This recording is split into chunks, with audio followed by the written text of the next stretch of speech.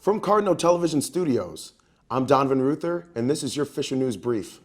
Parents want answers after a school bus burst into flames in Cary, North Carolina. Parents say there's a lack of communication. Mark Boyle has the story. Chris Michaels and other parents waited for their kids to file off the school bus one by one. One day after, bus number 1122 caught fire and burst into a ball of flames. We get crickets, absolute crickets. It's nuts. And if they can't figure out the problem, heads need a roll. People need to resign, or we need a change of leadership there to make sure that we're actually getting safe buses for our kids. The fire happened off of Highway 55 in Cary Thursday afternoon. There was one student and one driver on board. Both escaped before the blaze ignited. Meanwhile, when notifications on Twitter of bus delays started rolling in, right around 4:15, they said red bus might be delayed. Stay tuned. They created more questions than answers. The vice principal did tell me that the bus was having issues and was on the corner of 55 and Green Hope School Road, and that there was smoke involved. I did not know until much later that it was actually engulfed in flames at one point. It's been over 24 hours, and we still have not heard anything at all from the district as parents of students that have to ride these buses. We haven't heard anything. WRAL has requested the maintenance records and inspection reports for the bus that caught fire. Buses routinely undergo maintenance to try and avoid fires like this from happening.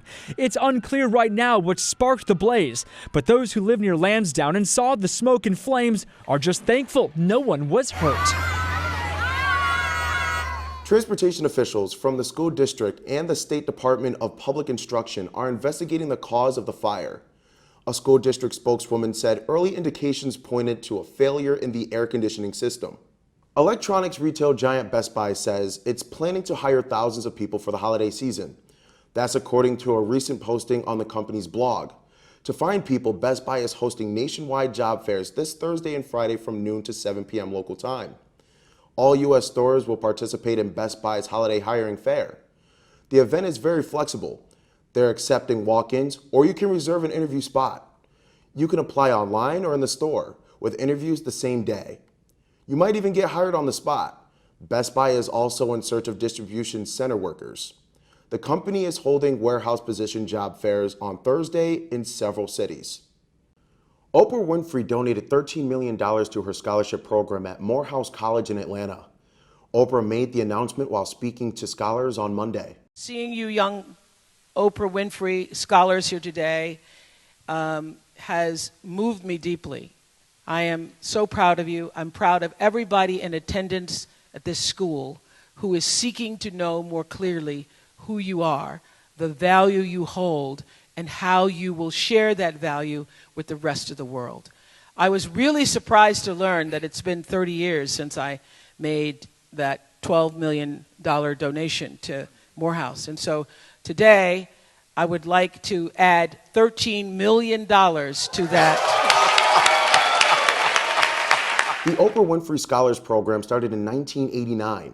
Monday's donation of $13 million pushed her total investment to $25 million. A game-changing decision from the Trump White House is drawing criticism, but this time the complaints are coming from both Republicans and Democrats. John Loring reports. President Trump with a bombshell announcement. U.S. forces are pulling out of northern Syria.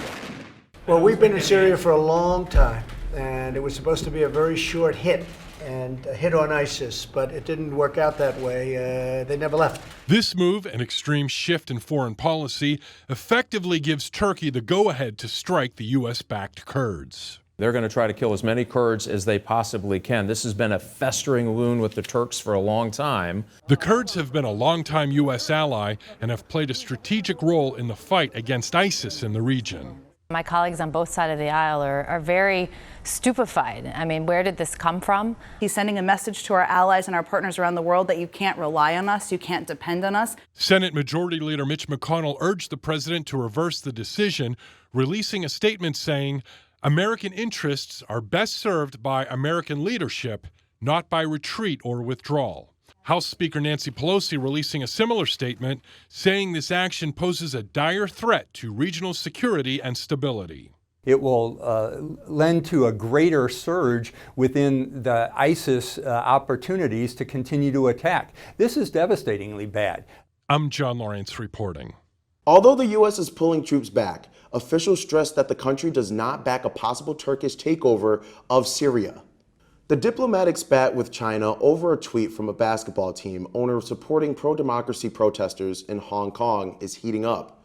China is suspending its broadcast of NBA games as the league faces criticism in the U.S. for kowtowing to the nation in its initial apology. CNN's David Culver has the story.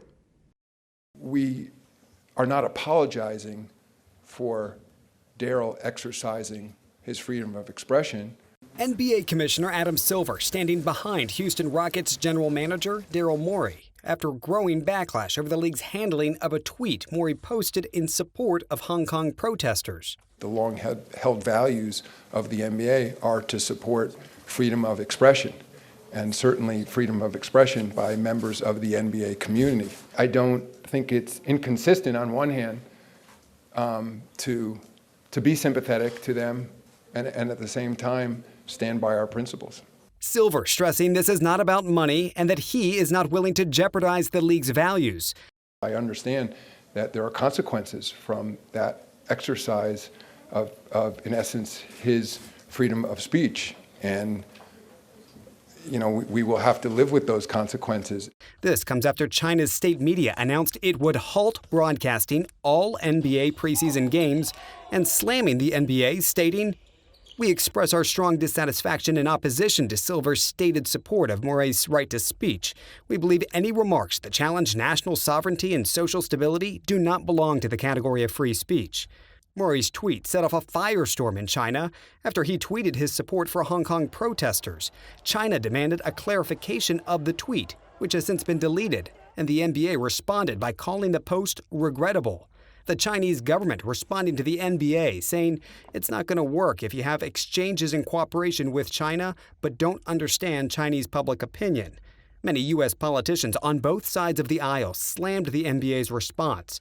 Republican Senator Josh Hawley writing a scathing letter to Silver, accusing the league of putting potential profits in China over human rights, later tweeting that the NBA should apologize for groveling to Chinese Communist Party and cancel all exhibition games until the situation in Hong Kong is resolved peacefully. They should understand that if they yield one time, then the pressure will be greater. And it is very typical for the Chinese authorities to ask more and more. The creators of South Park, Matt Stone and Trey Parker, hitting back in South Park fashion after the Chinese government scrubbed this episode of South Park from the internet Monday. Anybody who would betray their ideals just to make money in China isn't worth a lick of spit. The comedy duo issuing a fake apology, saying, quote, "Like the NBA, we welcome the Chinese censors into our homes and into our hearts. We, too, love money more than freedom and democracy." A Proud Texas mom shared this video of her daughter's huge accomplishment with the world. It shows her 6-year-old Love Johnson taking her first unaided steps. Love has cerebral palsy and has never walked before on her own. Just last year, she was given a wheelchair and a walker. Her mother, Lovely Johnson, posted this video on social media. As you can see, the child takes her steps without assistance from a walker or braces. Johnson says her daughter is her hero. That's all for today's news. I'm Donovan Ruther with your Fisher News Brief.